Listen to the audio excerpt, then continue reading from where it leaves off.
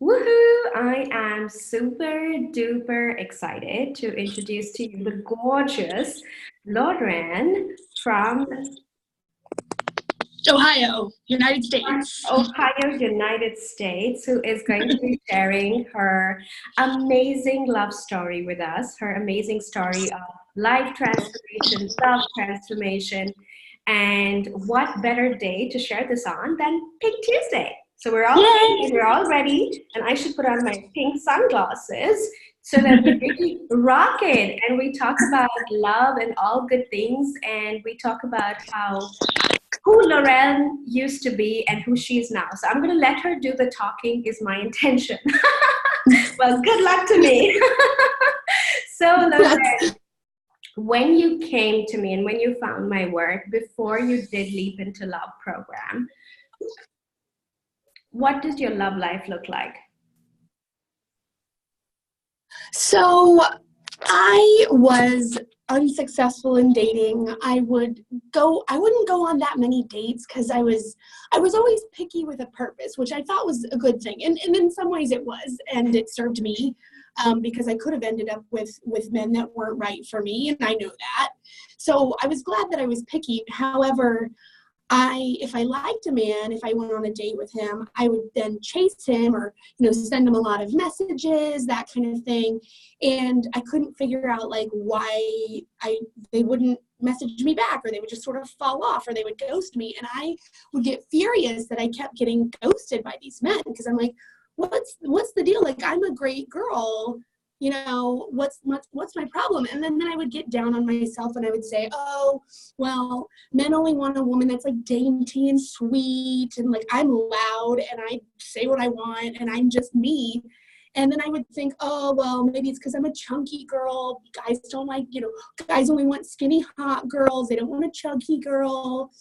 And so I was really down on myself, having doubts about who I was, thinking, oh, I need to be a different person. I need to be like quiet and meek and things that I'm just not. And it was really hard for me. And I would post things about like on Facebook, like about how dating was hard, or how I got these horrible messages from men, and just it was depressing. And then I had a friend who is also in your inner circle and Leap into Love group.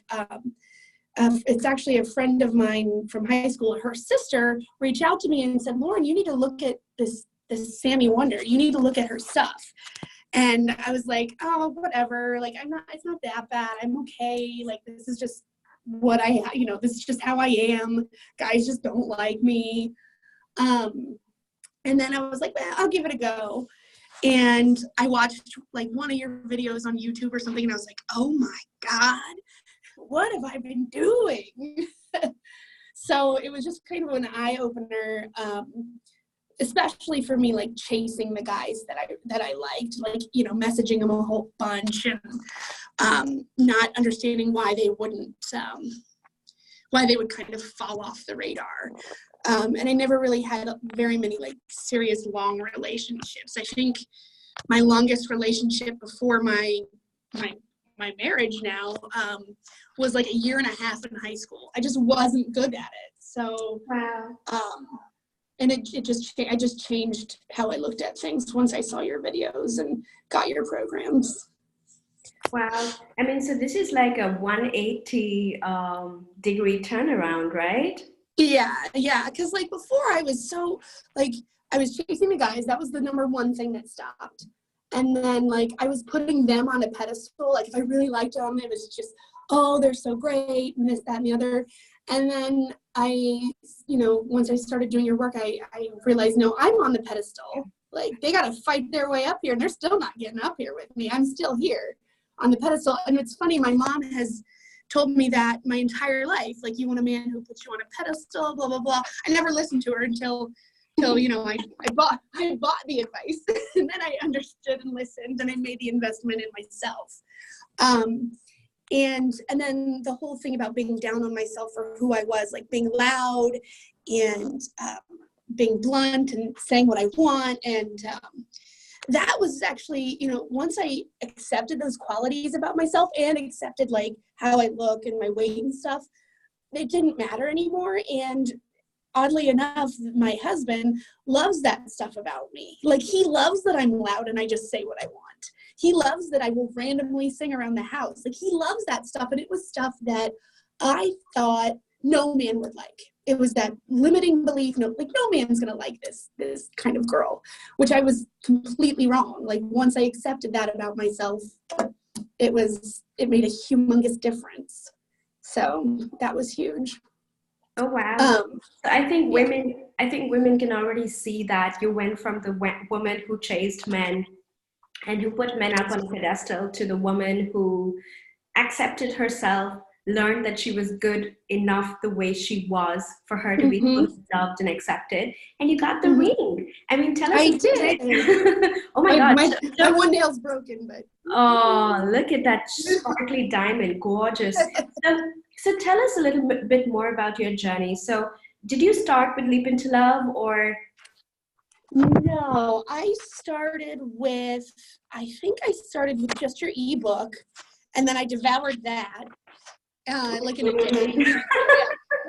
Devoured it, and then I was like, oh my God, why did I not know these things? Like, this has to be like common knowledge for people. Why did I not know this? And then I got the toolkit, maybe like the Diva toolkit, and then I got another program. It's been a while because I've been following you for a while now. But I just kept getting these programs and just investing in myself. So I have several of the programs, including the one for people in relationships. I can't remember which one. Soulmate Forever. I think I have that one too. And I just find it all very valid. And I really took a lot of the information to heart, especially with like Leap Into Love. I printed all those pages and I did all those workbook pages. And then just throughout all the different programs I did, I have a notebook that I call my Sami Wonder notebook that I used to carry it around all the time. It's in my house right now, but I used to always have it in my purse, no matter where I was, just as a just as a reference to realize, like, I got this. And it wasn't like, I know some people say, oh, it's such a struggle to change and this, that, and the other. It's not that bad if you realize you still get to be you. That never changes. It's just the way you think is different and the way you present things are different. One of the big things for me that I found really helpful in Leap Into Love was manifestation. And that one of the things that was said was like living in the space that the man for you already exists. And I swear, once I really felt that, he just showed up. It was bizarre. It was like everything I wanted, he just appeared. And it's because I was living like, well, he's already out there, so what have I got to lose? It was great. It's so funny because I remember telling one of my clients that it was exactly the same thing for me, that I started living as if like he's already there. And that's module 1 of Leap Into Love. And I asked myself, who would I be if I was already happily married? Yeah. And then I realized that all this performance anxiety for men and trying to be someone so that he may like you, everything went away. I sat in front of prospective dates like a married woman. And that just helped me relax so much. Like, I could just be myself, and I already had the ring on my finger, and that was so powerful, that switch, I don't have to perform. I can just relax and be myself, and lean back, of course, like still be in my feminine energy. Yeah. Yeah, so awesome. So I think the women would love to know, what was your, like, you did tell us a little bit about it already. What were your major limiting beliefs around men, love, and marriage? For a long time, I thought, like I said, men only wanted like dainty girls, like skinny, pretty girls. Like, I'd go somewhere and I'm like, I can't compete with any of these girls. Everything was a competition, which I thought that's what I thought it was in my head, and it's really not that way. And I thought all men, all they wanted was sex. Like, that's all they wanted from anybody. Like, I just assumed that's what they wanted. I also thought like the receiving energy, like I felt like if I got a date, I had to like give something back. Like it was so stupid. And once I let that stuff go, it made it so much easier for me. And funny enough, with my husband now, like one of the things, like not reaching out to men like I used to, like I want to say on our like second date, like I said, I'm very blunt. So I go, hey, just so you know, like I'm not going to reach out to you first. I just kind of let him know. I go, if you're interested in me, you're going to make the effort. And he goes, okay. Like he just took it like, all right, I'll do that. And I had, just because the way I am, I had said that to other men, and they were like, they get mad about it. Like, that's not fair and blah, blah, blah. I'm like, well, they're not for me. It was so simple because my husband was just like, all right, no problem. I'll reach out every time. And he did. And he was happy to. And he still does most of the time. That's amazing. I think that's so reassuring for a lot of women to hear, because I think still a lot of women doubt themselves, or I think they don't completely trust the work, if I'm honest. Because when I did the work, I completely trusted it. And Chris was exactly like your husband. I said to him, I'm more traditional and I will not be making the initiation. And can you handle the communication and the planning? And he was like, sure, okay. Yeah. If they like you, they will do it gladly, and he would. I think a lot of women get into the power struggle, like where you argue about it and you try to convince the guy, or you try to, like, he gets mean at you and then you get mean back at him, and you just go like, okay, dude, we're not on the same page, and that's okay. That's fine. Yeah. Like I want someone who can minimally text me and call me. Right. Yeah. He had no problem with it. And planning all the dates. Like he lived an hour and a half away from me. And I know, seeing women on the group, they say like that some men always say, well, you're too far away. Let's meet in the middle, blah, blah, blah. Brandon, my husband, came to me every single time, came an hour and a half to see me. And it was like, it was no big deal for him. He was just like, it was worth it. Like, you were worth it every time. And even now, like, he'll be like, what do you want to do for dinner? And I go, well, sweetie, I do like when the man plans a date. I still let him know that stuff. And he thinks it's funny. Like, he's very well aware of my work with you, and he knows who you are, and he really appreciates you because, without you, I wouldn't have, landed him, and vice versa. He wouldn't have found me. That's a really interesting point. So I think a lot of women hide this work from men. Oh no. So tell me, like, how was your experience with your husband? Because I know I have a lot of clients, on their marriage day, like, they introduce me to their husbands and say, this is my love coach. And their husbands go like, well, thank you. Thank you for supporting us. Thank you. But I also know that a lot of women have fears around being seen, or, their men knowing that they are doing love coaching. I think men see that as you're working on yourself, and men love when women do things to help themselves, like to work on themselves and to just that self-care. Men love that. Like, and they encourage it. Most healthy, normal, good men, there's going to be the crazy pants out there that don't, but the good, healthy, worthy men appreciate it because they know you're working on you, and they have, they can respect that. Like, I'm pretty sure I told Brandon I had a dating coach probably like our third or fourth date. And he's like, that's great. That's excellent. And then he's like, I know some girls that could use that. I'm not giving my information out. I don't want them to know my secrets. I love that. I love it. I'm just an open book, and I didn't, I didn't feel a need to not say that I was getting the support, because I think it's a great thing. I think that, it just means I was taking care of me, which is important.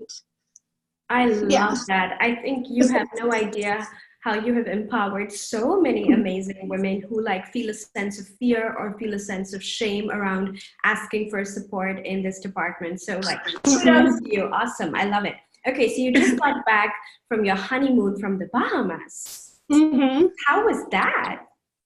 It was excellent. We had a great time. We did an all-inclusive resort and had a lot of frozen frozen mojitos was our big big drink of choice. But we had an excellent time, and it was like carefree. And I was kind of worried because my husband is not a beachy kind of dude. He's like a mountain man. Like he likes to go hunting. And I thought, oh my gosh, like I really want to go on this beach vacation. And I don't know if he's like gonna like it. And he's like, no, let's do it. Let's do it. You know, we even had a little bit of a tiff. My big thing was I wanted to swim with dolphins, and he just assumed it was just me going, and I go, no, this is something I want us to do together. And like he didn't really say anything, and I got mad because I didn't like take the time to listen to him. And when I get frustrated with him, which is very rarely, it is very rare, I usually just like leave. Like I leave the house and go shopping, or I just leave. And we call that Lauren dealing with her shit. That's what we call it. He knows what it is. He's like, oh, or if I'm like not talkative, he goes, oh, are you dealing with your shit? And I go, yep, I am. And he's like, all right, let me know when you still need me or when you need me again. But when I came back, we talked about it, and he goes, I just didn't realize you wanted to do that with me, and I'd be happy to go. And I was like, why did I think he just wasn't wanting to be a part of this? And like all this, it was those inner voices talking again, coming back out at me. And I took the time to just go away for a minute, regroup, rethink about what I was doing. And then we came back and it was all fine. It was just, I would have let things like that just blow up in my face before. And it was nothing, like little things that are basically nothing.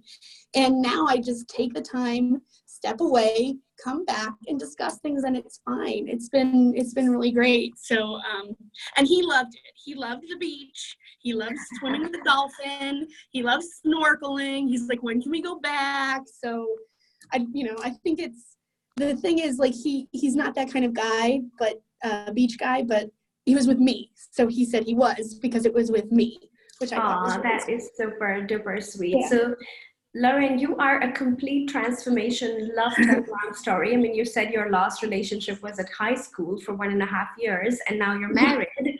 So, and you have the ring, and you have the wonderful man, and you have a honeymoon in Bahamas. I think you are a complete inspiration, love story. And I think you brought up some really important points, like you learn these skills, but you don't have to fundamentally change yourself. You have to love yourself and accept yourself. That's what this is most majorly about. I loved it that you, right in the beginning, made it very clear to your husband what kind of girl you are, what kind of dating you like. And he said yes. And it's easy. It's easy with the right guy. Oh and my gosh, it was totally so loved easy. It. And I totally loved it that you shared that, shared my work with him, and he likes my work too, and he thinks I'm awesome. So I love that. That's why I wore the Pink Tuesday glasses, but I had to keep taking them off because I couldn't see you properly. Yeah. Okay, so what would you say the investment and the dollars you've spent on this work has been worth it? Oh, 100% and more. Like, and I did the self-study. I didn't have the funds to do the more one-on-one programs with you, which was fine. I did the self-study, but if you make that investment, do the work. Like if you're going to pay any amount, you're going to pay, do the work and have a Sami Wonder notebook and do what it takes to better yourself, because at the end of the day, it's about you. It's about who you are as a person and loving yourself and understanding that you are just worthy. You're so worthy no matter what. And the man that is for you is already there. He's already there. Yeah. He's already created. He's looking for you like you're looking for him. Okay. Right. And what about leap into love? What would you've gone through the program so much in depth. What do you think of it? I loved it. Now I will say, like, not every little thing applies to everybody. Like that's just kind of any program is like that. But the pieces that are so important, like the pieces that really resonate with you, like really take those to heart and realize, it's not anything to tear you down. It's something so you can, quote unquote, like my husband says, deal with your shit. And, excuse my language, but that is my favorite word, so I don't really care. We're all up for it, yeah. Right.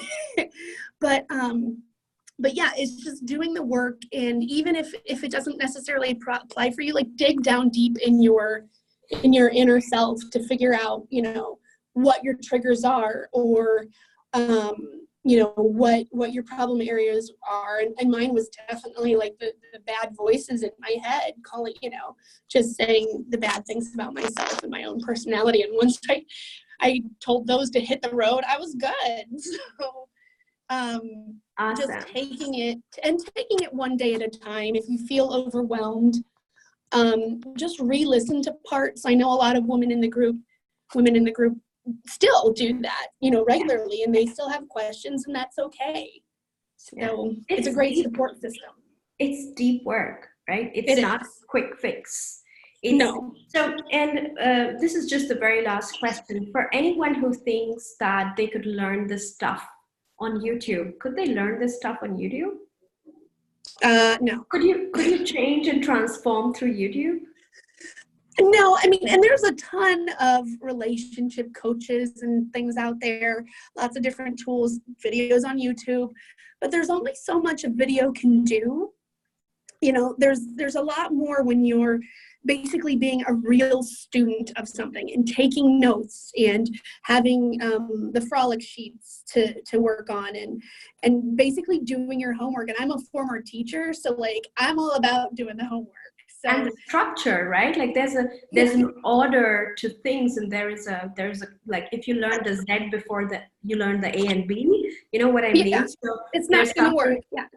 Yeah. Because we did have someone who said, I think I could learn most of this on YouTube. And we were like, no, you can't. And we don't want you to invest in the program if you think you could learn this on YouTube, because then that would be really irrational. Like, why are you doing this? Why are you doing this? No. I mean, she did end up starting with Leap into Love, but I think those are the kind of voices that can hold us back. And it's actually just fear and resistance, like the stuff we tell ourselves.